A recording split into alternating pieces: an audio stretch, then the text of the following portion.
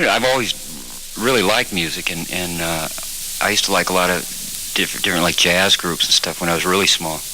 And I remember, going to some concerts and thinking, boy, that's a great way to, I couldn't imagine the people on the stage getting paid to do that. I would have paid somebody to do it, And I don't know, it was just kind of a natural thing, and I've always enjoyed music, like I say. And nobody really pushed you into it then? It was something that you decided to do on your own? Yeah, it really was. And as a matter of fact, I was going with a girl in high school that I was trying to impress, really, and that's why I did my first record, What, you're talking about what now? Which record? Well, I'm Walking, but it's the other side is Teenager's Romance, So it got kind of the same amount of play, I think, And you were trying to impress her with?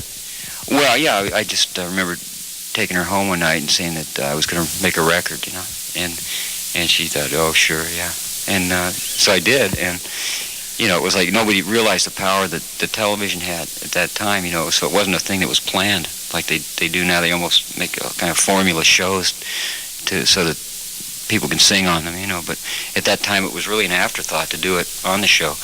And the exposure of doing the song on the show, it took about a week and a half to sell 1 million records, which, much to everybody's surprise, The record you wanted to impress her with was I'm Walking. Right, yeah. Did it impress her? Oh, it did, yeah. It really did. I'm walking. 50s and 60s, you didn't write much of your own stuff, but nowadays, Garden Party, you penned, what else have you written? Well, yeah, that kind of happened when I got the new band together, which was, now it's, goes back to, I say new band, like 69 and 70. And you're talking of the Stone Canyon Band. From whence came the name? Well, that's where the original band members lived, in an area called Stone Canyon in California. So I figured it was as good a name as any, so just call it the Stone Canyon Band.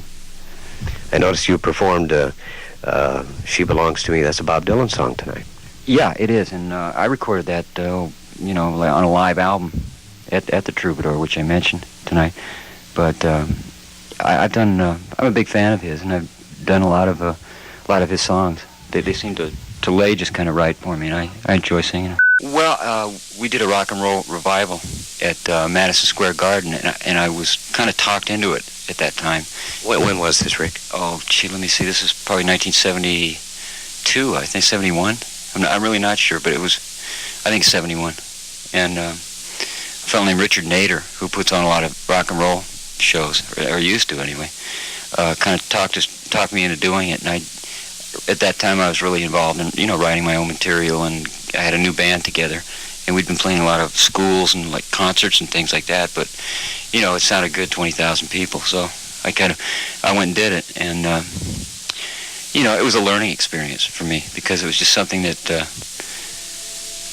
it didn't go over well at all, and, stuff like that, but, how do you mean, what? I think back now, my hair was a lot longer and everything, and everybody on the show kind of was playing. It was a game that they played, and I'd never even seen one before, a rock and roll revival, and everybody had to fit into like the 50s kind of thing, and they all tried to look and dress the same way and stuff, and I didn't know about that part of it, but we did all the old songs, and it was like they couldn't get past just looking at us, so it was kind of instant non-acceptance, but it was good. I wrote a song about it, and it's called Garden Party. Your songwriting ability or capabilities, now back in the 50s and 60s, you didn't pen many of your own songs, did you? No, I didn't really, and I was more involved in like finding songs at that time, and there weren't that many people singing their own material, at that time. I know Gene Pitney was, I used to get